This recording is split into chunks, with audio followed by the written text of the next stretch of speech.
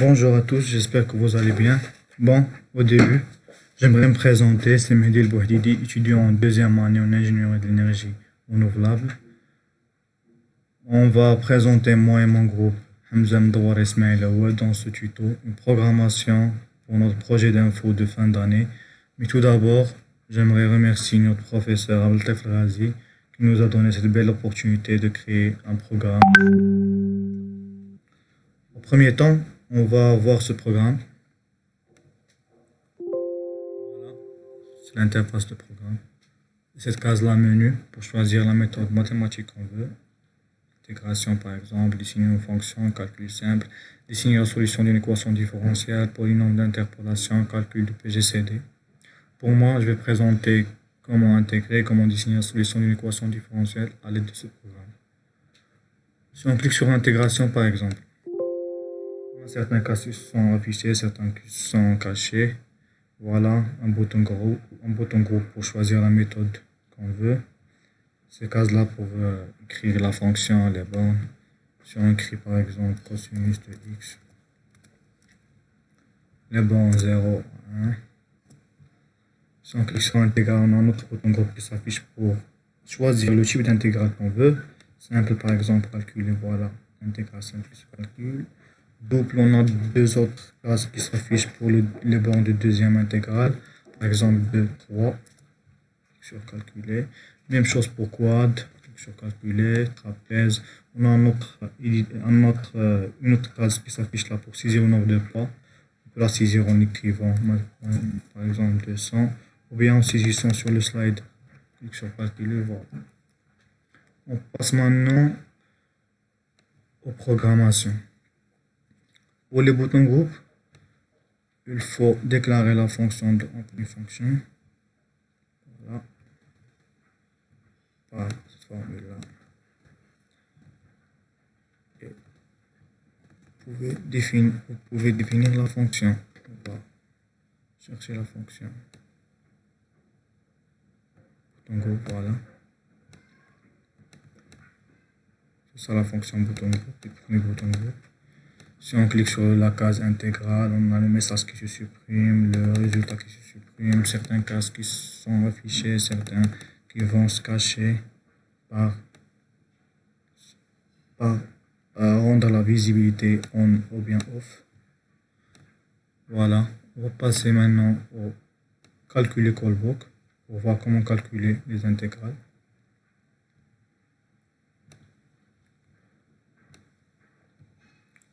Voilà, là pour définir les tags des edit texte, pour écrire la fonction, les bornes, tout. Voilà, ça pour les conditions. On a ici le code de calcul. Si on clique sur code, par exemple, on a le code de FAB qui se calcule. Sur trapèze, on a le traps de XY qui se calcule. Et en fin de compte, on va afficher ce là dans le résultat. Voilà.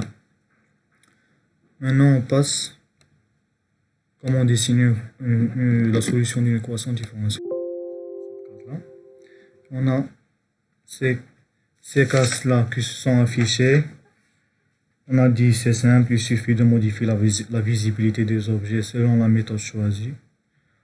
On a l'équation différentielle qui s'écrit sous cette forme. On a ces cases-là pour définir les conditions initiales, l'intervalle. On a 0 à 10 par exemple. Condition initiale, y de 0 égale à 0 par exemple, y de 10 égale à 7 par exemple. Cette case-là pour donner la valeur de A, par exemple 2. On va dessiner, voilà. C'est beau. On passe aux programmations. On va aller à plot 2. Voilà. Comme toujours, définir les edit textes, les tags des edit textes pour les conditions initiales. On va calculer l'équation différentielle à l'aide de cette fonction-là, O23S, en fonction de T et Y. On va la dessiner. Il faut aussi définir la forme de cette équation différentielle et définir ft, la fonction en fonction de t, celle-là. Et voilà. Voilà pour moi. Je vous remercie encore une fois. Et je vais laisser mes amis pour continuer la présentation. Et donc là, je vais vous expliquer différentes fonctionnalités de ce logiciel MATLAB. Donc en insérant le programme, nous appuyons sur Run, puis le menu s'affiche. Il faut cliquer sur Menu, donc où il y a plusieurs fonctionnalités telles que l'intégration et le polynôme d'interpolation. On va plutôt se figer, nous, vers deux fonctionnalités qui sont le PGCD d'abord. Donc on clique sur PGCD, puis on insère deux entiers comme suit sur la case réservée aux entiers. Puis on clique sur PGCD et voilà, directement le résultat s'affiche. Ça c'est un exemple, on peut s'amuser à faire plusieurs entiers et avoir le résultat du PGCD. Donc ensuite nous allons passer vers le dessin d'une fonction. Donc il y a trois cases à remplir, la fonction et les deux variables a et b. Dans cette fonction, nous allons par exemple prendre sinus de x. On attribue à a la valeur de 0, puis à b la valeur de 1. Et en appuyant sur le bouton plot, la courbe de cette fonction sinus de x s'affiche.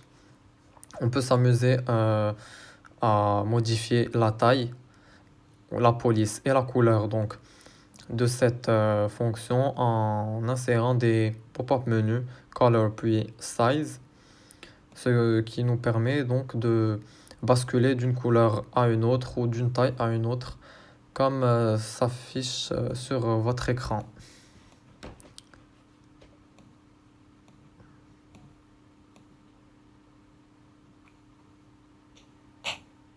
Donc on clique sur Go To pour aller directement sur le contenu voulu et on commence par le programme du dessin d'une fonction, ce qui s'affiche directement sur votre écran maintenant. Le str2num, donc pour saisir la fonction, on a aussi utilisé un access pour dessiner la courbe et le xlabel puis le ylabel pour les axes des x et celui des y. Ensuite, nous allons passer sur le programme du PGCD. Donc, nous recliquons sur GoTo et nous allons chercher directement le PGCD callback. On clique dessus, puis directement s'affiche le programme dédié au PGCD. Donc voilà, on utilise l'outil handles pour puis le str2num sur A et B pour les saisir et les définir. On a aussi utilisé une boucle while pour définir le principe de PGCD. Et finalement, on ajoute un setHandles, comme vous voyez sur l'écran, un setHandles pour afficher le résultat, mais aussi un setMessage qui s'ajoutera sur le string et qui est le PGCD des deux entiers et pour éclaircir les choses.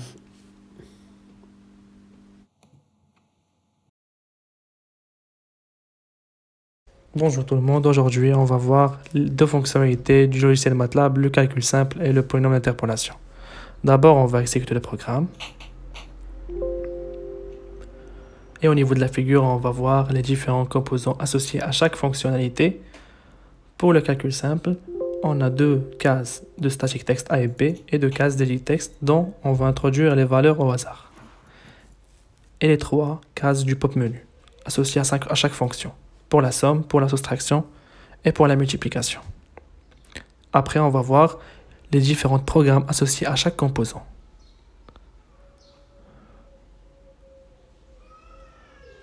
Pour le polynôme d'interpolation, on a 4 cases de edit text et 3 cases de static text. Et 2 cases du pop menu. On va introduire les vecteurs xi, puis les vecteurs yi, suivis par l'ordre d'interpolation, ou le degré d'interpolation. On peut choisir chacun peut choisir l'ordre qu'il veut. Voilà, on exécute le programme, on trouve la valeur 10, suivi de 7,431e, moins 15. Après, on pourra introduire une valeur pour t. C'est la valeur associée au polynôme. C'est comme si on dit p de x, par exemple. Dans ce cas, c'est p de t. On trouve 20. On va voir les différents programmes associés à chaque composant au niveau de l'interface graphique. Soit pour la multiplication, la somme et la division.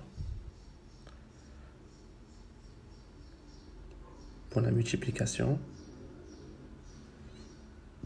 on a utilisé ce programme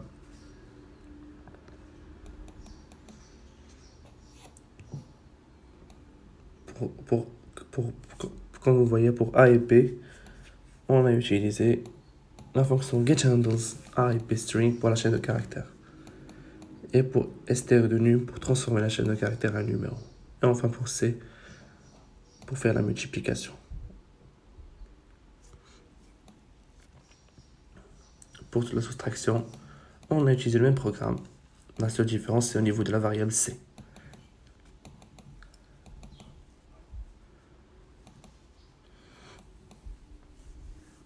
Et voilà pour le programme pour la somme.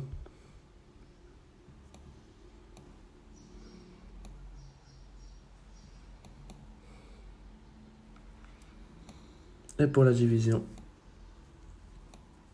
Comme vous pouvez remarquer, la seule différence, c'est au niveau de la variable C.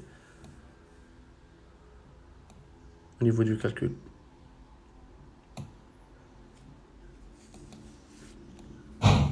Après, on va passer aux deux fonctions, polyfit et polyvol, qui représentent une étape importante pour le calcul du polynôme. Et pour le calcul des vecteurs d'interpolation. Comme vous pouvez remarquer, la fonction polyfit nous permet de trouver les coefficients de P et afficher le résultat. On peut utiliser la fonction root pour calculer les racines. Mais on n'a pas utilisé. Et pour polyvol, c'est pour calculer le polynôme P de x. Quand on peut utiliser même la fonction pour interpoler le polynôme en une fonction f égale à @x polyvol p virgule x. Merci pour votre attention.